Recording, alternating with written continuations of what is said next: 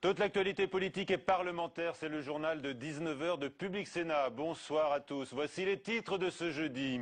Le trou de la Sécu, toujours béant, cesser de rembourser les médicaments inutiles permettrait d'économiser des milliards d'euros. Un livre-choc relance le débat sur les ordonnances à rallonge et sans effet. 25% de logements sociaux sous peine de pénalités financières aggravées pour les maires. Le Sénat a voté le projet de loi de Cécile Duflot. La Banque de France ouvre ses portes aux sénateurs qui envisagent un nouveau fichier recensant tous les crédits accordés aux emprunteurs français. Est-ce une solution contre le surendettement? Nous ouvrons le débat ce soir. Et puis nous posons également donc la question du gaspillage des médicaments en France avec nos invités, et notamment le sénateur Yves Dordigny, qui est le rapporteur du budget de la Sécurité sociale pour les affaires sociales, et avec nous également des économistes de la santé et un représentant des médecins généralistes. La protestation contre le film anti-islam s'est étendue aujourd'hui à plusieurs pays musulmans. En Irak, en Iran, à Gaza, au Yémen, des manifestants en colère ont fustigé à nouveau une atteinte au prophète Mahomet. Le film, dont la production semble encore bien mystérieuse, est jugé écœurant par Hillary Clinton, la secrétaire d'État américaine. Les autorités libyennes disent avoir procédé à des arrestations et avancé dans leur enquête après la mort de l'ambassadeur américain qui se trouvait à Benghazi. Washington impute cette attaque à Al-Qaïda. La Russie ce soir dit craindre le chaos au Moyen-Orient après l'attaque meurtrière en Libye et donc les autres incidents dans d'autres pays arabes. Ton solennel du ministre de l'Éducation nationale aujourd'hui, Vincent Peillon, pour qualifier d'inacceptables les agressions d'enseignants. Une prof, en effet, a été giflée par la mère d'un collégien à Buxerolles, près de Poitiers, où les cours reprendront demain. Et puis à Bordeaux, un prof d'un lycée professionnel a été roué de coups par un de ses élèves, à l'origine une divergence sur le système politique du Maroc. On écoute le proviseur de cet établissement. C'est le fait que le professeur ait souhaité recentrer le débat d'un cours d'histoire, géographie, éducation civique avec l'élève, et l'élève qui n'a pas voulu a voulu poursuivre sa demande au professeur, et le professeur a demandé à l'élève d'arrêter, et en lui disant que s'il continuait, son père serait prévenu. Et donc c'est ce qui a mis l'élève un petit peu en colère. Et cet élève bordelais fera l'objet dans les mois qui viennent d'une comparution devant le tribunal correctionnel de Bordeaux. La ministre du Logement, Cécile Duflot, a fait voter son premier texte de loi. Le Sénat a adopté son texte prévoyant la cession parfois gratuite de terrains de l'État et renforçant les contraintes des élus. Désormais, la loi SRU, Solidarité et Rénovation urbaine, exige 25% de logements sociaux et non plus 20%. Et l'amende montera à quelques 700 € par logement manquant. Explication de Sophie Normand. Multiplier par 5 les sanctions pour les villes qui ne respectent pas le taux de logements sociaux, pour cet élu local, c'est un coup dur. D'autant que le délai pour atteindre ces objectifs passe de 20 à 12 ans pour construire non plus 20, mais désormais 25% de HLM. C'est aberrant parce qu'on nous demande de construire d'un côté et puis de l'autre côté, on va nous retirer les moyens qui sont nécessaires pour construire les équipements publics. Dans les faits, ce durcissement des sanctions, comme la hausse à 25% de création de logements sociaux, ne devrait concerner que les communes qui traînent des pieds pour rattraper leur retard. Il y en a un certain nombre, donc c'est celles-là qui sont visées, celles qui sont en déficit de logements sociaux et qui font des efforts. C'est-à-dire qu'ils investissent, qu'ils achètent des terrains, qu'ils travaillent avec des promoteurs, des partenaires sociaux. Ce sont des bons élèves. Elles ne rattraperont pas le déficit de logement de 20% ou de 25% tout de suite. Elles sont dans une dynamique vertueuse et positive. Elles ne seront pas sanctionnées. Encore faut-il que l'État parvienne à apprécier la bonne ou la mauvaise foi des élus. La mesure touchera les communes qui jusque-là préféraient payer plutôt que de construire. À 140 € en moyenne par logement manquant, le montant est aujourd'hui trop faible pour être incitatif. Robert Hue quitte le groupe communiste du Sénat. L'ancien numéro 1 du PCF, soutien sans réserve de François Hollande, rejoint en effet le groupe RDSE à majorité de radicaux de gauche. Et il vient de dire pourquoi à Joachim Robe. En un mot, ça se résume, cohérence. Voilà, je suis en désaccord avec la démarche du groupe depuis un bon moment, que je respecte, mais c'est une démarche qui est identifiée au front de gauche, à son leader naturel, Jean-Luc Mélenchon, et je ne me retrouve pas dans cette politique qui est d'exaltation forte, brutale, et qui est en fait opposée à la majorité et au président de la République que moi j'ai soutenu. François Hollande et Jean-Marc Ayrault toujours en baisse dans les sondages malgré la prestation télévisée du premier dimanche soir. Une majorité absolue de Français, 53%, ne font pas confiance au chef de l'État. Une perte de 6 points en un an. Enquête CSA à paraître dans les Échos demain. Les États généraux des collectivités territoriales font étape aujourd'hui à Blois à l'initiative de Jean-Pierre Bel. Les élus de toutes tendances cherchent à améliorer la démocratie territoriale, la démocratie locale. Paul Bouffard avec Aurélien Romano. Tout le monde a l'air d'accord aussi de la réduction des conseillers municipaux. La concertation et le franc-parler, c'est l'atmosphère de ce deuxième rendez-vous de la démocratie territoriale. 200 élus ont répondu à l'invitation des sénateurs Jacqueline Gouraud et Jeannie Lorjou pour débattre notamment des modes d'élection des maires et des différents conseillers territoriaux. L'objectif, c'est en fait, comme le souhaitait le président du Sénat, sentir l'écho, si je puis dire, du terrain sur les grands sujets dont nous allons débattre d'ici quelques semaines, voire quelques mois, puisque le nouveau gouvernement et le président de la République a annoncé une nouvelle loi de décentralisation et de réorganisation territoriale. L'écho du terrain se retrouve dans les demandes des maires. L'impression d'un déficit de démocratie entre petites communes et État domine. La démocratie a peut-être laissé tomber les petites communes, mais je reste optimiste dans la mesure où les petites communes ont pris le relais et peuvent nous apporter demain peut-être ou après-demain des facilités de fonctionnement. La synthèse des travaux aura lieu les 4 et 5 octobre prochains et devrait servir de base au gouvernement dans l'élaboration de la future loi de décentralisation. Plusieurs ONG environnementales ont été reçues aujourd'hui à l'Elysée. Ça n'était pas prévu, mais nous sommes à la veille de l'ouverture de la conférence sur l'environnement. Les tables rondes porteront demain sur la transition énergétique ou encore sur la biodiversité. Les ONG attendent des avancées alors que des divergences sont apparues entre les ministres ces dernières semaines sur le nucléaire ou encore sur le gaz de schiste. Sandra Cerquera. Après les syndicats, c'est au tour des ONG de se retrouver pour une grande conférence au Conseil économique et social. À l'image de la réunion de juillet dernier, celle qui débute demain doit fixer la feuille de route de la transition énergétique promise par François Hollande. Donc c'est une méthode non pas pour enliser les décisions, mais pour prendre les bonnes, pour les discuter, pour les partager et surtout pour mobiliser tous les Français vers ce que doit être aujourd'hui une politique de relance écologique qui doit être bonne pour la planète et en même temps qui doit créer des emplois. Pendant 2 jours, pas moins de 14 ministres, ONG, syndicats, collectivités locales, 300 personnes participeront à cette conférence. 5 ans après le Grenelle, beaucoup attendent plus que des déclarations d'intention. Moi j'attends vraiment, non pas avec inquiétude, mais avec une grande attention, le discours que le président de la République va porter. Par exemple, exemple concret, qu'est-ce qu'on fait d'une banque publique d'investissement, c'est-à-dire quelle somme nous utilisons à la transition écologique, quelle somme nous affectons à la sobriété énergétique, quelle somme nous mettons sur les nouvelles technologies. Voilà des choix qui seront des choix majeurs. Des mesures d'urgence sont attendues pour l'éolien et le solaire, des filières à l'asphyxie. Mais avant même que la conférence ne débute, certaines associations dénoncent le manque de temps et de méthode, rappelant qu'aucune mesure de fiscalité verte ne devrait être intégrée dans le projet de loi de finances 2013. Sombre diagnostic de la Cour des comptes sur le déficit de la sécurité sociale. Il reste massif, comme la dette d'ailleurs. L'assainissement des comptes s'avère difficile sans mesures fortes face à un gouffre total de plus de 40 milliards d'euros. Je précise, tout régime confondu. Nathalie Guillouard. La situation est préoccupante. Ce sont les mots du président de la Cour des comptes, Didier Migaud.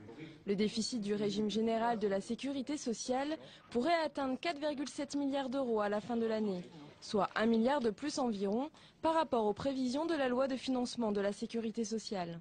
Puis on voit bien que le déficit des comptes sociaux est à un tel point qu'il peut nécessiter aussi que sur le plan des recettes, donc des impôts et taxes, des efforts supplémentaires soient demandés. cela doit passer essentiellement, nous semble-t-il, par la remise à plat d'un certain nombre de niches sociales. Vous dites aussi favorable. Et fiscales. Côté recettes, la Cour prône une hausse de la CSG sur les pensions de retraite les plus élevées pour l'aligner sur le taux des actifs. Objectif, réduire la dette publique sans remettre en cause la qualité des soins. Car le redressement des comptes sociaux est urgent.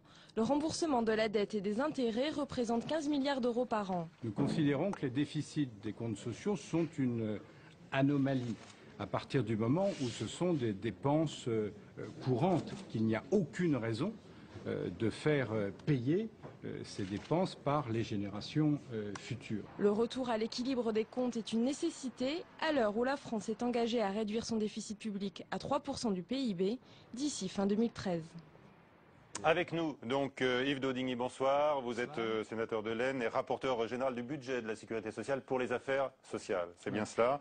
Avec nous également Michel Chassan, bonsoir. Vous êtes le président de la Confédération des syndicats médicaux français. On s'interroge évidemment sur les prescriptions des médecins, surtout quand on découvre qu'un médicament sur deux serait inefficace dans notre pays. C'est le livre choc dont on va également parler, évidemment. Avec nous également Claude Le Pen, que je vois sourire, qui est économiste bien connu et grand spécialiste des questions de santé.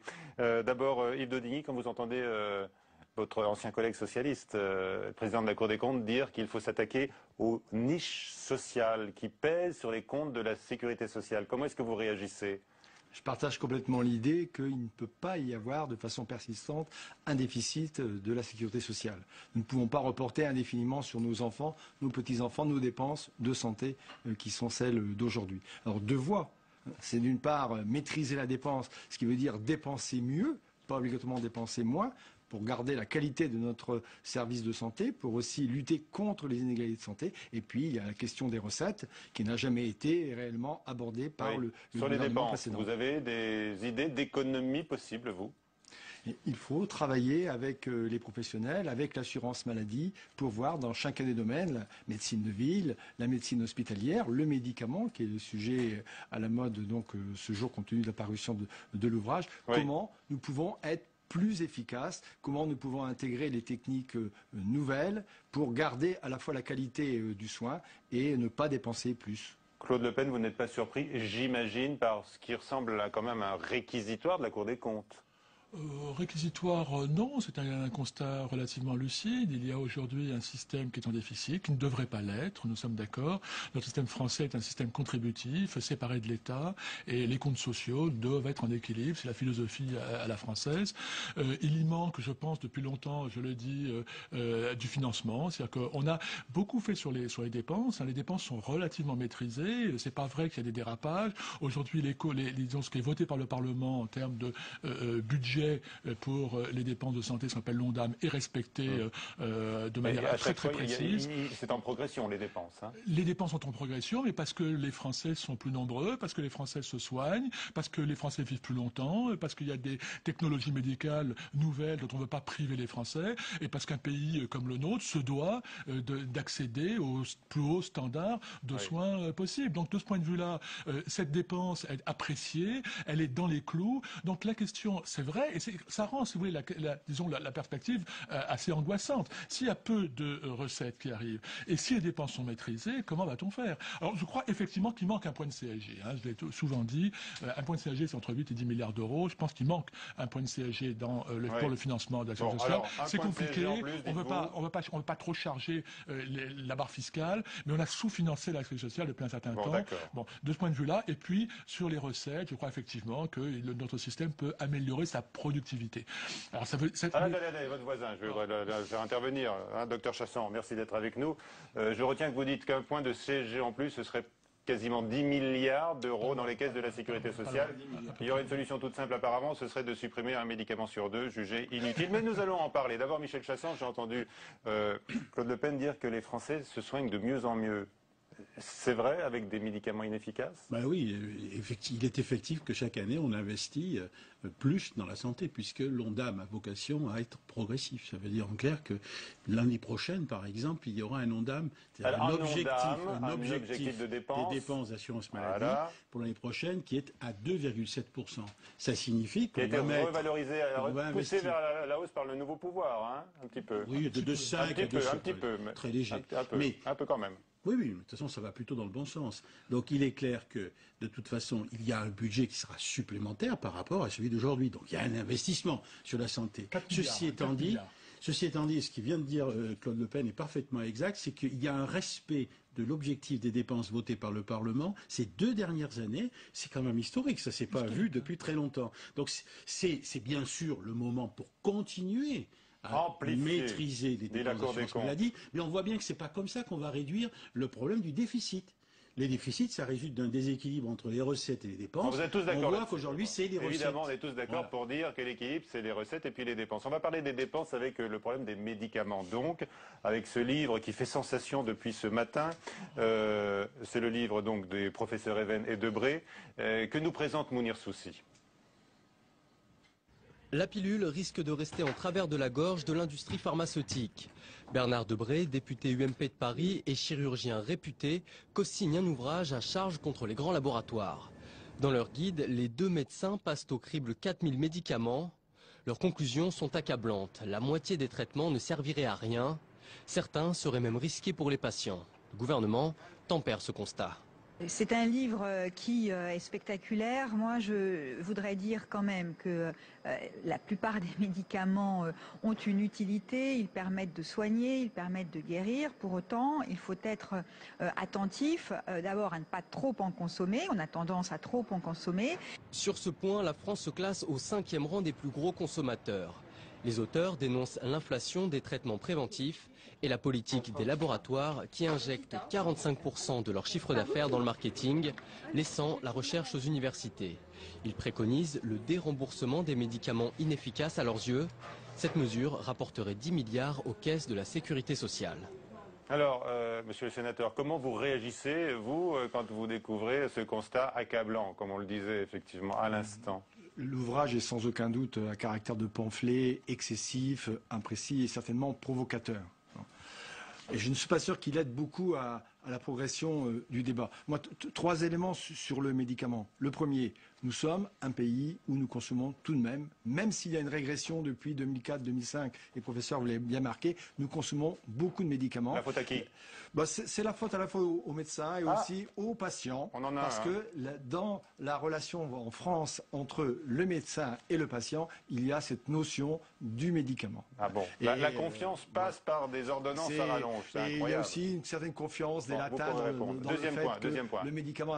Donc nous sommes consommateurs, 5e pays au monde. Mais des goinfres. Derrière l'Allemagne, il faut le remarquer, les derniers chiffres, derrière les États-Unis, le Canada, l'Irlande, l'Allemagne, au même niveau à peu près que la Belgique et le Japon. Deuxième point, la question du circuit des médicaments, de la fabrication jusqu'à la commercialisation, en passant par l'autorisation de mise sur le marché, en passant par l'autorisation de remboursement, le niveau de remboursement et le prix. Et dans ce parcours très compliqué, il y a au moins une boîte noire qu'on appelle le comité économique des produits de santé, où sont fixés les prix et où les éléments qui interviennent ne sont pas tout à fait admissibles, enfin compréhensibles par tout le monde. Et le troisième élément, ce sont les génériques. Il y a en France un taux de consommation des génériques qui est de l'ordre de 13%, je crois 13-14%. C'est très nettement inférieur aux pays voisins. Alors, ce qui est paradoxal peut-être, c'est qu'il y a une grande suspicion dans notre pays sur ces médicaments génériques, alors qu'apparemment les Français devraient s'interroger sur tous les médicaments. Michel Chassor, est-ce que vous avez l'impression d'être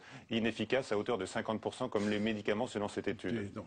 Je partage l'avis du sénateur. Tout ce qui est excessif devient insignifiant à force. Ce sont quand même 2 professeurs de renom qui ils disent pas avoir fait un pamphlet, ils disent avoir réuni des éléments objectifs. Je ne vais pas porter de jugement sur les personnes, c'est pas fort respectable par ailleurs, mais bon, ils sont peut-être un peu éloignés de la pratique quotidienne. Mais ceci étant dit, prétendre aujourd'hui qu'on va économiser 10 milliards d'euros sur les médicaments, ne serait-ce qu'en supprimant les médicaments qualifiés d'inutiles, vraiment relève vraiment de la magie.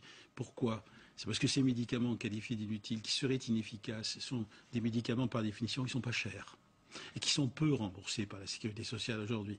Donc prétendre que ces médicaments, en les déremboursant, on ferait des économies gigantesques, vraiment, à mon avis, une hérésie. Mais vous avez regardé la liste quand même, vous, comme oui, médecin. j'ai bien regardé vous allez la continuer liste. de les prescrire Précisément, ou pas? Mais évidemment que... Oui. Non, attendez. Mais bien sûr, parce que Mais bien entendu, parce que sûr. le médecin traitant, c'est pas certain. il a besoin d'outils pour soigner ces gens et pour les accompagner. Et ces outils, c'est-à-dire ces petits médicaments, eh bien, aident et ils aident quoi? accompagnent. À soigner ou à la mais tête, ils ou bien soulagent le corps? Ils soulagent les patients.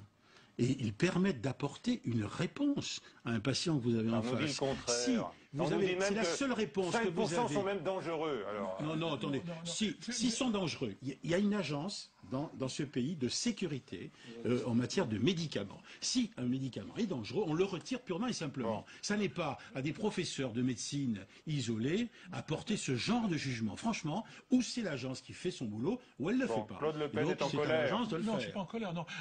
Si, vous avez l'air en colère. Non, un petit peu agacé, pas en colère. Tout ça, on a l'impression qu'il n'existe rien.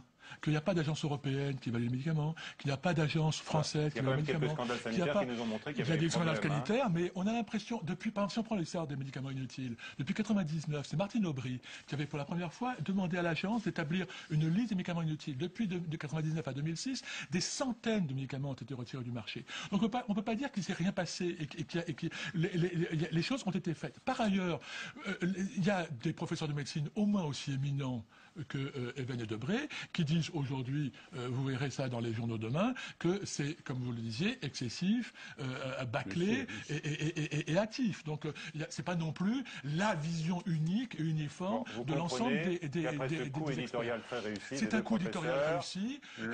Les malades et les malades potentiels, nous sommes tous, sont déstabilisés. Hein. Mais les médias sont déstabilisés. Je pense que c'est peut-être grave de déstabiliser les patients, et notamment la confiance dans les médecins et dans les traitements, parce qu'il y a un certain nombre de ces traitements qui sont relativement importants et qui peuvent... Un dernier mot. Le déremboursement des médicaments est inutile, parce que quand vous déremboursez le médicament, est-ce que vous supprimez le patient? Est-ce que vous supprimez la maladie? Est-ce que vous supprimez la souffrance? Est-ce que vous supprimez la détresse et le besoin de venir... Et donc, le médicament est une aide et pas un ennemi du malade. Ce qui est grave dans ces affaires, c'est que ça jette l'anathème sur la prescription générale. Et finalement, eh bien, ça jette le doute au niveau de la prise médicamenteuse. Or, le médicament est quelque chose d'essentiel pour pouvoir soigner les gens. Il faut en aucune façon que les gens remettent en doute et en cause l'efficacité du médicament. Merci à tous les trois. Allez-y, un mot. Oui. On n'a plus le temps. Un mot de conclusion. On n'est pas seulement sur les comptes. C'est un choix de société. La santé est partie prenante de la République. Donc la question pour nous est de savoir dans notre société quelle part de notre produit intérieur brut voulons-nous consacrer à la santé. La question fondamentale. Du nouvelobs.com aujourd'hui. Craignez-vous plus de déremboursement, justement, oui ou non? Et vous avez dit oui à 78%, comme le mouvement est enclenché depuis quelques années, évidemment. Merci, messieurs. Nous évoquons maintenant tout autre chose. La question du surendettement. 1 million de ménages français sont concernés. Vous le savez, dans notre pays, le Sénat s'interroge d'ailleurs sur la création d'un fichier où apparaîtraient tous les crédits contractés par chacun d'entre nous. Explication de Joachim Robe. Mieux lutter contre le surendettement, c'est le souhait des pouvoirs publics. Au cœur du problème, la question du fichier positif, un registre qui recenserait tous les crédits pris par chaque personne. Faut-il ou non créer ce fichier? C'est ce que tente d'établir un groupe de travail sénatorial en visite ce matin à la commission de surendettement de la Banque de France. L'objectif est de savoir s'il est utile pour les consommateurs et dans l'éventualité où on estimerait qu'il est utile, comment on le met en œuvre. Voilà. Sans être attentatoire à la liberté, etc. C'est très compliqué. Compliqué car la CNIL a émis l'an dernier un avis défavorable à ce fichier. Depuis, la classe politique comme les associations restent divisées. Pendant ce temps, les demandes affluent dans les commissions de surendettement. Plus de 200 000 dossiers déposés chaque année. Près d'1 million de ménages seraient aujourd'hui surendettés avec en moyenne 38 000 euros à rembourser. Le gouvernement pourrait donc déposer un projet de loi début 2013, une fois reçues les conclusions du groupe de travail sénatorial. Et avec nous, Maxime Chipoy de l'UFC Que Choisir. Bonsoir. Bonsoir. Et merci d'être avec nous. Alors, on va essayer, avec vous, d'y voir plus clair dans les fichiers du surendettement. D'abord, il y a, à la Banque de France, on l'a vu, le fichier, et il figure donc tous ceux qui tentent aujourd'hui de sortir de cette situation périlleuse. Voilà, à la Banque de France, aujourd'hui, il y a un premier type de fichier, mais qui est géré exclusivement par la Banque de France, qui est celui des personnes surendettées. Donc toutes les personnes qui déclarent qui n'arrivent pas à payer leurs dettes vont à la Banque de France. On a parlé donc d'1 million. Voilà, c'est un peu entre 700 000 et 1 million selon les chiffres. D'accord. Une fois qu'on entre dans ce fichier, on est pris en charge. On est pris en charge par une procédure qui est gérée par la Banque de France, avec des associations de consommateurs, les créanciers, etc., qui est toute une étape de discussion pour essayer de réduire les dettes de la personne ou de les annuler si on se rend compte que la personne n'a plus aucun moyen de s'en sortir. Dans le meilleur des cas, on peut effacer l'ardoise. On peut effacer l'ardoise. Il faut savoir que la majorité des gens surendettés n'ont aucun moyen de rembourser leurs dettes et ont des revenus négatifs. C'est variable. Le gros du surendettement, c'est la société qui la paye, parce que c'est quelque chose qui coûte très cher à tout le monde. Non, mais là, sur les factures individuelles, là, des gens surendettés qui ont leur nom dans ce fichier. Oui, parfois, ce sont les établissements de crédit, effectivement, qui annulent leurs dettes. D'accord. Mais avec une nuance qui est que parfois, ces dettes ont été remboursées plusieurs fois du fait du taux d'intérêt qui est très élevé sur certains crédits. D'accord, ça c'est l'un des combats que vous menez, évidemment. Alors maintenant, il faut prévenir, d'où l'idée de ce qu'on appelle un fichier positif. Expliquez-nous, là encore, tout le monde serait concerné dans notre pays, enfin du moins tous ceux qui ont des crédits. Alors déjà, pourquoi on l'appelle fichier positif? Parce qu'il existe un autre fichier qui s'appelle le FICP qui recense tous les incidents de paiement, toutes les fois où vous ne payez pas votre crédit. Et là, c'est une démarche qui est autre, c'est-à-dire qu'on va recenser tous les crédits possédés par les Français pour que quand quelqu'un va chez un banquier, dans un supermarché ou dans un établissement de crédit, l'établissement de crédit soit sûr que la personne ne lui ment pas sur combien de dettes il a. D'accord, donc ce sera un croisement de tous les fichiers finalement de crédit en quelque sorte. Ce serait l'unification de tous les fichiers possédés aujourd'hui par certains établissements. Alors donc on passerait d'un fichier d'un million de surendettés à 25 millions, je crois, de personnes dans notre pays qui ont des crédits. Qu'est-ce que vous en pensez, vous, comme association de consommateurs? Est-ce que ce serait une bonne chose? Alors l'UFC Que Choisir considère qu'aujourd'hui, le fichier positif est plutôt une mauvaise chose et risque d'être complètement contre-productif. Et je vais vous expliquer pourquoi. Tout simplement parce qu'aujourd'hui, le fichier positif, il n'est pas prévu qu'il soit mis à jour en temps réel. Ça veut dire que la personne qui veut du crédit, s'il va souscrire un premier crédit le 2 du mois, un autre le 6 du mois et un autre le 8 du mois, il pourra toujours revenir le 28 du mois chez un banquier. Le banquier ne saura pas que cette personne a déjà 3 crédits. Donc l'analyse de solvabilité, donc l'étude des revenus et des charges est totalement faussée. Bon, mais ça c'est pour les petits malins qui essayent de passer entre les non, pas forcément, c'est tous les gens qui parce qu'il faut savoir que les problèmes financiers arrivent d'un seul coup, c'est-à-dire que souvent ces gens-là ont besoin de souscrire plusieurs crédits en même temps et là le fichier ne permettra pas de voir ces choses-là. Ensuite, il y a un deuxième aspect qui est qu'effectivement on va ficher 25 millions de personnes. Si l'intérêt était prouvé, on ne serait pas forcément contre. Le problème, c'est que il y a beaucoup d'établissements qui aujourd'hui n'ont pas beaucoup de clients en portefeuille, qui seraient très intéressés pour utiliser ce fichier comme un fichier commercial qui permettrait de voir si vous, par exemple, combien de crédits vous avez et éventuellement pourquoi un fichier détourné pour des raisons commerciales. Et pourquoi pas vous appeler pour vous proposer un crédit parce qu'on voit que vous n'avez pas beaucoup de crédits. Parce que j'ai encore de la marge de remboursement, c'est ça. Exactement. Mais ce fichier positif existe néanmoins dans d'autres pays européens. Hein. Tout à fait. Il existe ça ne marche pas, ça n'est pas un outil de prévention du surendettement. Le fichier positif comme on l'imagine en France, enfin comme on l'imaginera en France, n'existe en réalité que dans très peu de pays. Dans beaucoup de pays, vous avez des fichiers qui sont gérés par les professionnels et qui sont en fait des mises en commun de fichiers privés dans un but de proposer plus de crédits. Si on fait la comparaison avec des fichiers un peu similaires à celui qui est prévu en France, par exemple la Belgique, on se rend compte que ce fichier-là n'a pas permis de lutter de faire baisser le surendettement en Belgique. Voilà. Donc on est en train de mettre potentiellement des moyens vraiment très élevés pour un résultat qui est loin d'être prouvé. Voilà qui est très clair, Maxime Chipock. Donc les sénateurs sont allés voir ce qui se passait à la Banque de France. Ils vont sans doute vous consulter et recueillir votre avis donc sur les risques, selon vous, de ce fichier positif. Merci, c'est la fin de cette édition.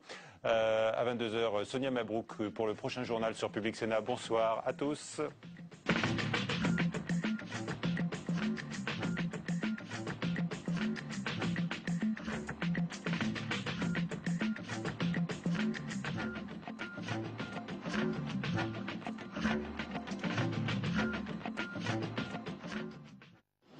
Je ne veux pas devenir un homme manqué dans la politique, c'est ça que je veux apporter au monde politique.